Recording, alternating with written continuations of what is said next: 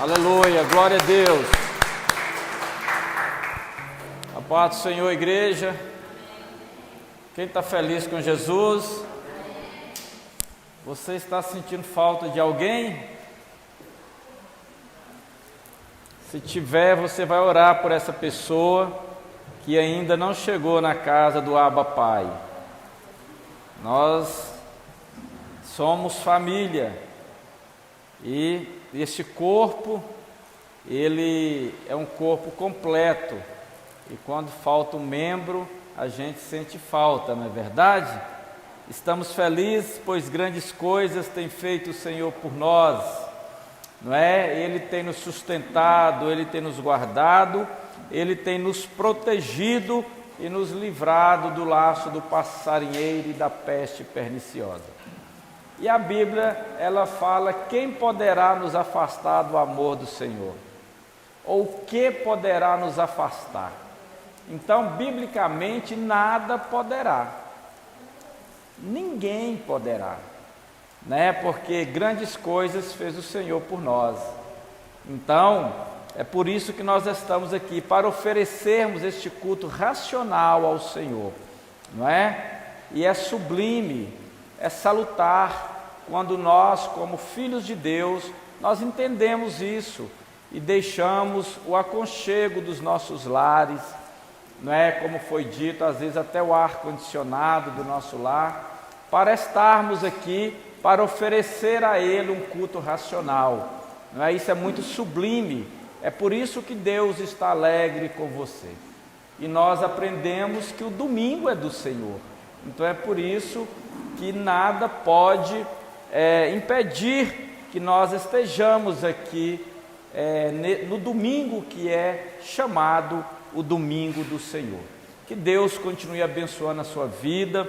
Estou feliz com a sua presença, o Espírito Santo muito mais, e se nós estamos aqui é porque nós fomos obedientes ao Espírito Santo, porque o Espírito Santo que nos convence a estarmos na casa dele, e por certo, ele nos convenceu a estar aqui na noite deste dia, para adorá-lo, para glorificá-lo, para bendizê-lo, não é?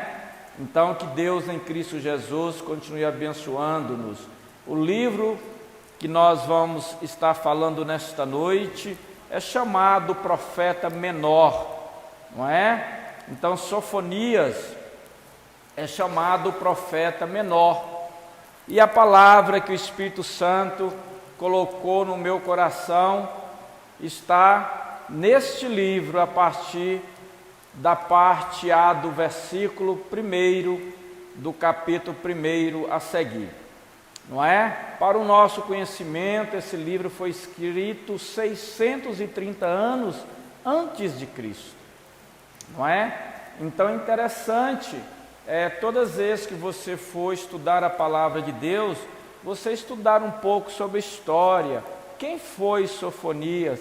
Por que ele foi chamado de profeta menor? Então a Bíblia nos orienta a nós crescermos na graça, mas também no conhecimento, não é verdade? Então a palavra de Deus, eu vou dar um título para essa mensagem: o juízo de Deus, não é? Aí nós podemos falar o juízo de Deus sobre Judá, o juízo de Deus sobre Jerusalém, o juízo de Deus sobre o Brasil, o juízo de Deus sobre as nações, o juízo de Deus sobre nós no século 21, o qual estamos vivendo. O certo é que Deus sempre traz juízo. E a palavra de Deus diz assim, no capítulo 1, versículo 1: palavra do Senhor que veio a Sofonias, filho de Cusi. Vou me ater na parte A deste versículo. E o versículo 2: destruirei por completo todas as coisas sobre a face da terra, diz o Senhor.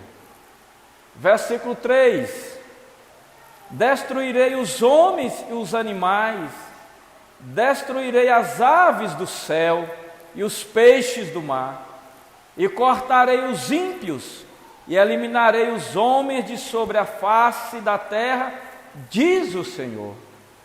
Versículo 4: estenderei a minha mão sobre Judá e sobre todos os habitantes de Jerusalém, e exterminarei deste lugar o que restou de Baal, e o nome dos ministros idólatras com os seus sacerdotes. Versículo 5: e os que sobre os terraços se prostram ao exército do céu, e aos que se prostram jurando ao Senhor e jurando por Milcom. Versículo 6 e último versículo desta mensagem: e aos que se separam de andar e seguir o Senhor, e aos que não procuram o Senhor, nem perguntam pelo Senhor. Amada igreja, noiva do Cordeiro, todos nós somos sabedores que o Deus que nós servimos é um Deus de amor. Todos nós somos sabedores que Ele também é o Deus de justiça. Nós sabemos que é um Deus que abre porta onde não tem porta, mas é um Deus que fecha porta e ninguém abre. É o Deus de ontem, é o Deus de hoje e o Deus de amanhã. É por isso que a Bíblia o chama de Alfa e Ômega. Ele é o princípio e Ele é o fim. Então Ele é dono de todas as coisas. E estávamos aqui ontem, e eu estava dizendo para minha irmã que veio nos visitar. No final da vigília, ela chegou e nós fomos orar, e eu dizendo para ela, né, nos conflitos que ela estava vivendo, e ela disse que viria aqui para conversar com a gente, orar, e Deus foi nos dando a palavra. Nós lemos o livro de Salmos, onde fala que o amor do Senhor dura para todo sempre. Então nesse salmo nós falamos do amor. O amor de Deus, ele é infinito, todos nós sabemos. E até porque a Bíblia diz que se não fora o amor de Deus para conosco, o inimigo de nossas almas já teria nos tragado vivo. Mas numa outra oportunidade eu disse para ela: pois é, Nádia, mas veja bem, este Deus, Ele é isso tudo, Ele é amor, mas Ele também é justiça. Há uma necessidade de aproximar dEle, de buscá-lo enquanto se pode achar, porque virá o dia mau, e o dia mau chega para todos, e nós precisamos estarmos atentos com os acontecimentos. Pastor, mas o que está acontecendo no Afeganistão é só lá, jamais irá acontecer no Brasil. Se você lembrar 20 anos atrás das Torres Gêmeas na América do Norte, jamais eles imaginariam que aquilo iria acontecer dentro da maior potência do mundo. Então nós estamos vivendo em um mundo que Deus sempre está chamando a nossa atenção, porque Deus nos ama tanto. Como Ele disse que pode a mãe, Ele falando através da boca do profeta Isaías, que ela teve o seu filho e amamentou, mas depois o abandonou. Pode a mulher fazer isso, mas Deus falando: eu como pai eu não faço. Você pode me abandonar, mas eu jamais te abandonarei. Então Deus quer dizer que Ele sempre estará nos dando a oportunidade. Ele não está dizendo: você pode afastar de mim, que você ainda será salvo. Não, Ele diz que jamais nos abandonaria. Ele sempre estaria nos dando a oportunidade para nós aproximarmos dEle como filho. Qual filho que não quer ter o apreço do pai? Ou qual pai que não quer que o filho esteja na casa dele sempre? Conversando com ele, pedindo conselho a ele. É até uma questão de honra. Então Deus, usando a boca do profeta Sofonias, aqui chamado profeta menor, 630 anos antes de Cristo, ele fala para o povo, destruirei por completo todas as coisas sobre a face da terra, diz o Senhor. Então aqui a gente observa que o evangelho do profeta Sofonias, como na epístola que Paulo escrevera aos Romanos, no capítulo 1, no versículo 18, a gente vai encontrar, de certa forma, a mesma referência quando Paulo escrever essa carta à igreja em Roma. Uma época totalmente diferente, mas o Espírito Santo chamando a atenção de um povo que talvez por motivos alheios, talvez até a própria pessoa, ela inconscientemente afasta de Deus.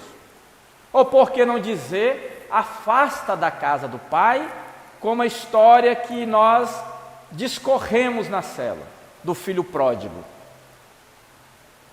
E nós percebemos que aqui começa com a ira de Deus, por conseguinte, qualquer outro chamado evangelho é falso. Qualquer outro evangelho que não seja um evangelho cristocêntrico, que não seja um evangelho de arrependimento, que não seja um evangelho de renúncia, é um evangelho falso. É o evangelho da libertinagem. Porque, infelizmente, muitos estão confundindo esta liberdade que Deus nos deu com libertinagem. E esse é um evangelho muito fácil. É chamado evangelho das facilidades, que é o evangelho falso no meu entendimento. Não sei no seu, mas é um evangelho muito perigoso. Então aqui, nós entendemos que todas as coisas de sobre a face da terra, na realidade diz aqui na face da terra, não da terra somente de Judá, porque muitos cristãos, muitos crentes, eu digo cristão é todo aquele que acredita em Cristo, que talvez não é evangélico, mas acredita em Cristo. Talvez eles pegam um versículo isolado para viver o seu bel prazer e diz: não, pastor, esse versículo não quer dizer isto. Mas a pessoa não lê o texto nem o contexto. Aí isso se torna um pretexto para que eu possa pecar, para que eu possa viver uma vida sem estar de fato pautada dentro das Escrituras Sagradas. Viver uma vida sem compromisso ou sem comprometimento. E Deus está nos chamando à responsabilidade. Quando nós olhamos o que está acontecendo no mundo, eu sempre gosto de frisar o que está acontecendo ali no mundo, na janela 1040, o que está acontecendo fora dessa janela, o que está acontecendo no Afeganistão, e o que está acontecendo no Brasil, que é um país laico, que é um país democrático. Nós percebemos que nós, como cristãos, nós precisamos entender que, de certa forma, Deus também está derramando a sua ira sobre o Brasil. Nós vivemos um momento que nós não sabemos em quem mais nós acreditamos. Nós estamos vivendo uma época que nós não podemos defender uma causa. Nós vivemos uma época que nós temos que concordar com tudo e com todos. E nós precisamos descer do muro e nos posicionar e dizer: eu sirvo a Cristo, eu defenderei a bandeira do cristianismo, pague o preço que for. Qual preço eu terei que pagar? O que eu terei que renunciar para defender a bandeira do Evangelho? O profeta Sofonias sendo boca de Deus naquela época, eles chamaram aquele povo para a responsabilidade. Paulo, na sua época, depois de Cristo, chamou os romanos para a sua responsabilidade e disse para eles: olha, essa profecia não é só para Judá. Não, é para vocês também, romanos. E aqui eu chamo a atenção da igreja e digo: olha, essa profecia não só foi somente para a época de Sofonias, não foi para a época do apóstolo Paulo, mas essa profecia também é para a nossa época, é para o século que estamos vivendo. Porque se não for assim, Deus não deixaria esta palavra escrita, para que nós pudéssemos estudá-la, meditá-la e buscar o discernimento do Espírito Santo, para que nós possamos viver uma vida plena, uma vida pautada dentro das Escrituras Sagradas. Não o que o político A ou B diz, não o que o teólogo A ou B diz, não o que o doutor A ou B diz, mas a minha plena consciência e confiança que a Bíblia é o livro, é a bússola que estará me guiando. E se eu não estiver seguindo esta bússola, eu irei me perder na caminhada, com tantas informações que chega até mim.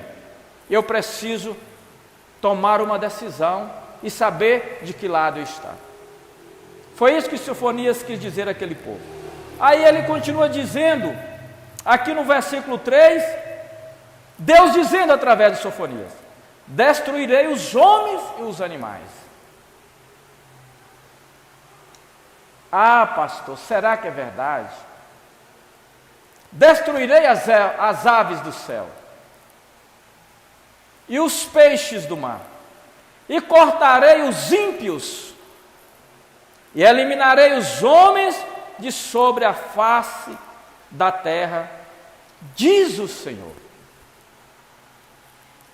E se a gente orar um pouquinho e buscar da parte de Deus, você vai perceber que Deus, Ele está tratando com a humanidade. Deus está tratando com a natureza. Deus está tratando com a fauna, Deus está tratando com a flora. Então nós entendemos aqui que esta frase, destruirei os homens e os animais, não é uma mera linguagem, não é uma mera figura de linguagem. Porque algum crente pode dizer: não, pastor, não é isso que Deus quer dizer.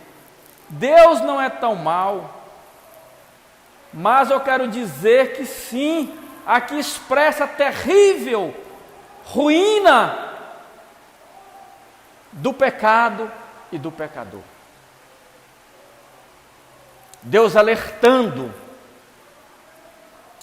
E Deus, na noite desse dia, Ele chama a nossa atenção. Aí eu te pergunto: você veio fazer o que aqui nesta noite? Você veio porque você entendeu a sua responsabilidade? Você veio porque você entendeu que você precisa ser um adorador? Porque a Bíblia Sagrada, e eu gosto de bater nessa tecla, que Deus ainda está procurando os verdadeiros adoradores, mas aqueles que o adoram em espírito e em verdade. Deus não está procurando qualquer adorador, aquele adorador que diz: não, eu adoro quando eu quero, da forma que eu quero, do jeito que eu quero. Não, Deus está à procura dos verdadeiros, que o adoram em espírito, mas também em verdade. E qual é a verdade? A minha verdade? Não. Não é a minha verdade. Não é o meu achômetro. É a verdade de Deus. E a verdade de Deus, para eu ser um verdadeiro adorador, eu preciso renunciar a algumas coisas na minha vida. Talvez eu preciso renunciar um dia de passeio, um dia de comida, porque eu vou jejuar, para estar mais preparado, um dia de oração, um dia de estudo da palavra. Vou me separar para Deus, vou me santificar para Deus, porque Deus quer um povo zeloso, Deus quer um povo de boas obras. Até porque o profeta Isaías, ele disse que ai daquele que fizer a obra do Senhor relaxadamente. Deus derramando a sua ira sobre a humanidade. Entendemos aqui que até mesmo a natureza material sofre pelo pecado dos homens. Foi o que disse. Aí se nós formos lá no livro do Gênesis, no capítulo 17, nós vamos encontrar essa referência que o profeta Ageu dissera. Se nós formos no mesmo livro que Paulo escrevera aos Romanos, no capítulo 8, nós vamos encontrar essa mesma referência. A natureza está gemendo por causa do pecado do homem. O homem tem afastado de Deus. O homem tem buscado os prazeres efêmeros e, consequentemente, não estão tendo tempo para Deus. Os homens estão buscando os prazeres banais e, consequentemente, estão cansados para servir a Deus. Estão cansados para orar. Estão fracos para jejuar. E nós precisamos sermos resilientes. Nós não podemos mais procrastinar. Nós somos chamados. Assim como Deus chamara o profeta Sofonia, Ele também te chamou para ser o profeta do século 21, para ser a profetisa do século 21, para ser o profeta no seu local de trabalho, para ser a profetisa no seu local de trabalho, para falar para os demais que Deus é amor, mas Deus também é justiça, e que Deus tem pressa em salvá-los, em abençoá-los, em resgatá-los, em curá-los. E ele continua dizendo: estenderei a minha mão sobre Judá e sobre todos os habitantes de Jerusalém, e exterminarei deste lugar os que restou de Baal, e o nome dos ministros idólatras com seus sacerdotes. Quem não conhece a história de Baal, quando você vai ler a guerra de Elias contra os 400 profetas de Baal, quem não conhece esse Deus? Igreja, e nos dias que estamos vivendo, tem se levantado muitos Baal, e nós precisamos tomar cuidado, porque às vezes até dentro da nossa própria casa, nós temos levantado um Baal dentro da nossa casa. E este Baal que eu digo é um Deus que toma o lugar do verdadeiro Deus. Talvez esse Baal possa ser a televisão. Talvez esse Baal possa ser a internet. Talvez esse Baal possa ser um futebol, uma novela, que toma o lugar de Deus. E nós precisamos, como Elias, lutar e vencer este Baal, que talvez nos impede de sermos um pouco mais espirituais. Estenderei a minha mão, a expressão empregada quando Deus está por fazer grandes coisas ou infligir castigos notáveis. Ô, pastor, Deus castiga? Mas no livro do Êxodo diz que sim. Em Deuteronômio diz que sim. O profeta Isaías diz que sim. Qual pai que não corrige o filho que ama? O pai que não corrige o filho é porque ele não ama o filho. E se Deus está trazendo a mim e a vós outros uma palavra de exortação, é porque Ele nos ama. Ele sabe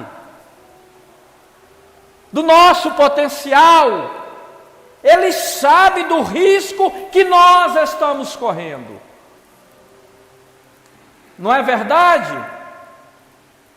E exterminarei deste lugar o que restou de Baal. O que é que Deus quer dizer com isso? Fala do pecado de um povo escolhido por Deus. De um povo escolhido por Deus.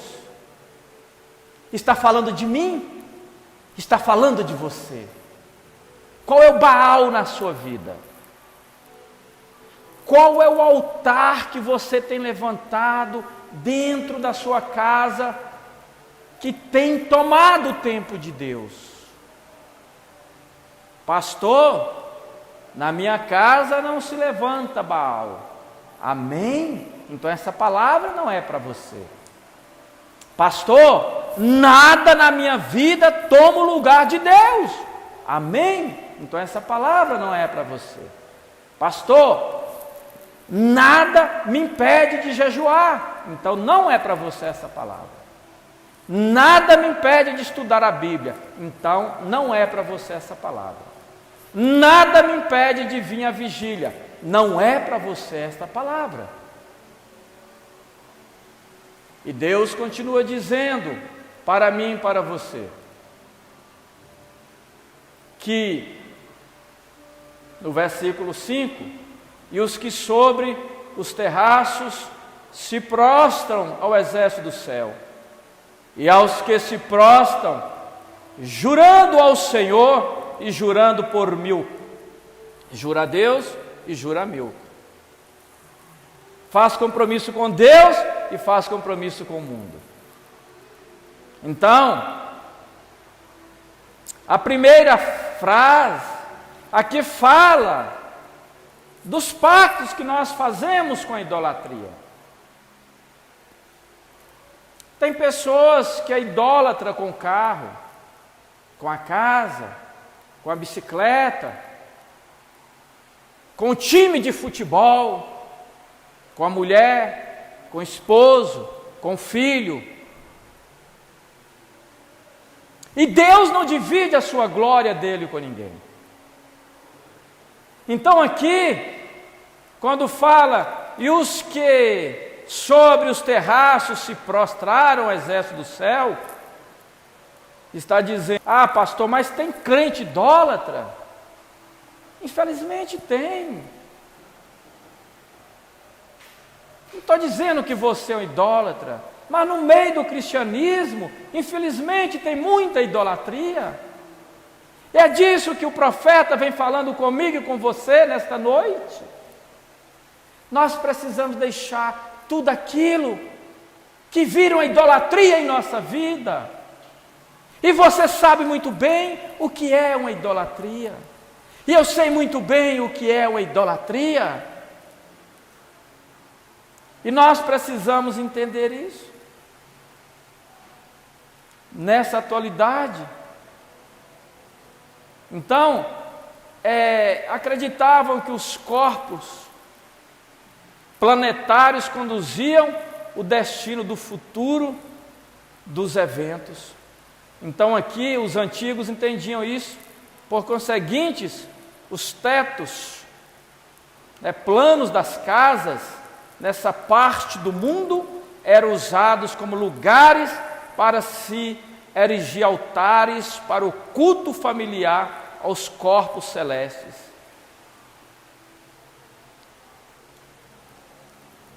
Conversando ainda, hoje com minha irmã, ela dizendo de uma amiga que veio de uma outra cidade para outra cidade para fazer um pacto, para oferecer um pacto para aqueles deuses prender aquele homem, o qual aquela moça era apaixonada. Eu estou falando de uma coisa aleatória, de uma coisa que está acontecendo hoje. Pessoas sendo conduzidas ao erro, pessoas indo de passos largos para o abismo, e nós deitados em berço esplêndido. E nós assistindo televisão, Netflix. E as pessoas indo para a macumba fazer pacto. As pessoas indo para as terreiradas fazer pactos. As pessoas caminhando errante, defendendo causas que estão contra a Bíblia. E nós, por medo, nós nos calamos. Pastor, eu sou defensor da verdade, mas eu não tenho coragem de falar a verdade. Por quê? Eu quero estar bem com a criatura, mas o Criador, eu não preciso estar bem com Ele. Nós estamos, de certa forma, invertendo os valores. Eu prefiro estar bem com o Criador do que estar bem com a criatura. Mas eu não vou falar isso porque eu vou perder a amizade. Eu não vou defender a causa da Bíblia Sagrada porque eu vou perder a amizade e aquela pessoa gosta muito de mim. Então aquela pessoa se tornou um Baal na minha vida. Aquela pessoa se tornou uma idolatria na minha vida. Porque eu prefiro estar bem com ela do que estar bem com Deus. Então o profeta Sofonias, ele enfrentou situações, mas ele profetizara o que Deus disse. Será que eu teria coragem de chegar a um palanque em praça pública e falar assim: Deus vai destruir você, Deus vai destruir essa cidade por causa da promiscuidade? Deus manda dizer, se você não consertar, Ele vai te destruir. Não, pastor. Então é disso que Ele está dizendo. E aos que prostam juramento pelo Senhor, na realidade, não significa que eles adoravam o Senhor. Então o profeta, ele vem dizendo no capítulo 5, que muita gente faz pacto com Deus. Eu não sei se você lembra quando você foi passar pelas águas, que você fez um pacto com Deus. Quando você levantou as mãos aceitando Jesus, você fez um pacto com Deus, eu fiz um pacto com Deus. E depois? Pastor, mas eu sou dizimista fiel, pastor. Eu venho todo domingo ao culto. Sim. Não é disso que a Bíblia está chamando a nossa atenção nesta noite.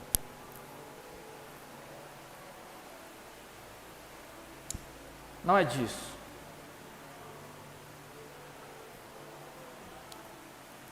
Eu estou falando do dia a dia. Eu estou falando do cotidiano. Eu estou falando da segunda, da terça, da quarta, da quinta, da sexta, do sábado.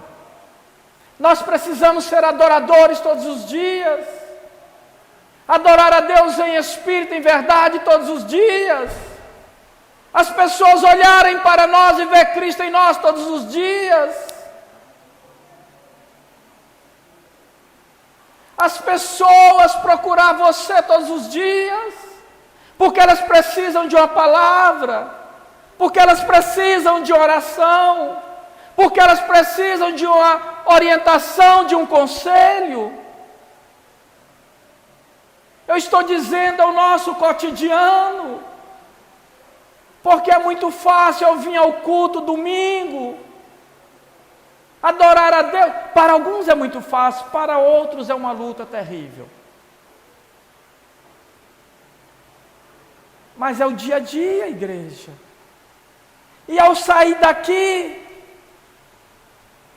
como eu vou ser aquele crente manso, aquele crente humilde, aquele crente zeloso, aquele crente de boas obras, Eu serei esse amanhã. Eu serei esse ao chegar em casa, manso como a pomba. É desse crente que eu estou falando. É desse crente que eu estou dizendo. É desse crente que Deus está buscando. Os verdadeiros, que adoram na segunda, na quarta, na quinta, na sexta, no sábado, domingo. Adora ao lavar roupa, adora ao levantar, ao deitar. Aí, para nós terminarmos, e aos que separam de andar e seguir ao Senhor. Infelizmente, igreja, dentro de toda a igreja evangélica, tem pessoas que estão somente o corpo físico, mas a mente não está adorando a Deus.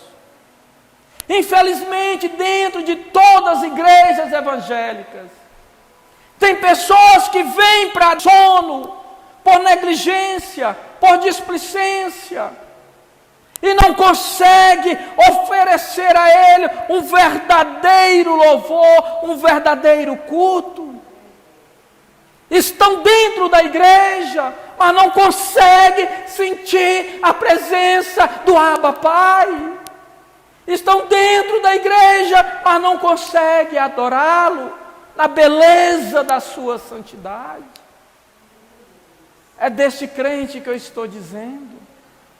É o crente zeloso, é o crente de boas obras, que entende que o culto é individual, que fala: Deus, eu estou na tua casa, na minha casa, e eu não estou sentindo a tua presença. Eu preciso, porque eu vim para adorá-lo, mas eu não consigo adorá-lo. Eu quero que o Senhor me ajude, porque eu preciso sentir a tua presença, porque a presença dele é real neste lugar. E você não pode aceitar entrar e sair da mesma forma, sem sentir a real presença dele, sem sentir o desejo de glorificá-lo, sem sentir o desejo de adorá-lo, sem sentir o desejo de agradecê-lo e dizer: obrigado, papai, eu estou sentindo a tua presença. Obrigado, Abba Pai, o meu coração está ardendo, a chama está ardendo dentro de mim. Por mais que eu não consiga expressar, verbalizar, mas algo dentro de mim queima, algo dentro de mim arde, algo dentro de mim me chama para a responsabilidade, para o compromisso, para o comprometimento concernente à tua obra, porque eu também sou responsável, eu também faço parte, eu sou corpo, eu faço parte desse corpo, eu quero sentir também a tua presença, eu também quero ser um profeta, eu também quero ser uma profetisa, eu também quero ser usado, eu também quero ser usada, eu também quero ser boca de Deus, quero ser vaso de honra, quero ser canal de bênção. Você talvez não verbaliza, mas dentro de você, isso arde dentro do seu ser, isso é a chama do Espírito Santo.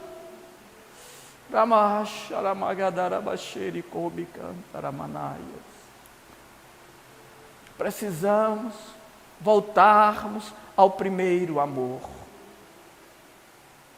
E para finalizarmos, nós entendemos que a parte B do versículo, ela diz assim: os que não procuram o Senhor, nem por Ele. Tem pessoas que não procuram a Deus, ou procura só nas necessidades. Aí o profeta Sofonias, ele dizia para aquele povo, naquela época, que a idolatria, que é um dos piores pecados, nós entendemos que é um dos pecados que mais abomina a Deus. que a ira de Deus não se distingue a uma outra situação. A ira de Deus é sobre todos aqueles que viram as costas para Ele, direto ou indiretamente. Aqueles que dizem que não tem tempo para Deus. Aqueles que dizem que tem algo mais importante do que Deus. E é por isso que não foi possível. É dessa idolatria que o profeta Sofonias está dizendo. Que aqui a gente entende que naquele dia, como na atualidade, que 560 anos antes de Cristo, como hoje, 2021, nós entendemos aqui que esta palavra que se renova, era uma moda professar a unidade fundamental de todas as religiões, como eles querem hoje. Naquela época também, eles tentaram empregar que todas as religiões levam a Deus, que eu posso viver uma vida de promiscuidade, que Deus vai me salvar, que eu posso viver o meu bel prazer, que Deus vai me salvar, que as religiões têm que unificar, porque é um Deus só. E se nós não tomarmos cuidado, nós vamos começar a frequentar seitas e vamos dizer, Deus estava lá. Eu fui naquela igreja, é uma seita, mas Deus estava lá. Eu fui naquele lugar, mas Deus estava lá. Na época de Sofonias também era assim, e Sofonias chamou a atenção do povo, que o povo precisa discernir o que é idolatria, o povo precisa discernir o que é uma igreja cristocêntrica e o que é uma igreja que prega uma facilidade, um evangelho fácil, um evangelho de porta larga, um evangelho que pode tudo, mas nos dias que estamos vivendo também é da mesma forma, e nós precisamos ficar atentos, porque tem crescido assustadoramente as igrejas que são chamadas seitas, que não prega Cristo, que prega todo tipo de evangelho, mas Cristo não é o centro daquela igreja, e nem aquela pessoa está no centro da vontade de Deus. Precisamos tomar cuidado, para nós também não estarmos vivendo esse fundamentalismo de todas as religiões levam a Deus. E nós precisamos entender o que nós entendemos aqui também, e já estaremos terminando, fazer da salvação da Bíblia algo completamente as grandes religiões do Oriente, do mundo ocidental, das Américas. Eles querem unificar o ecumenismo tão propagado, que até muitos crentes acreditam que tem que ter o ecumenismo, porque ainda não receberam a revelação de Deus e do Espírito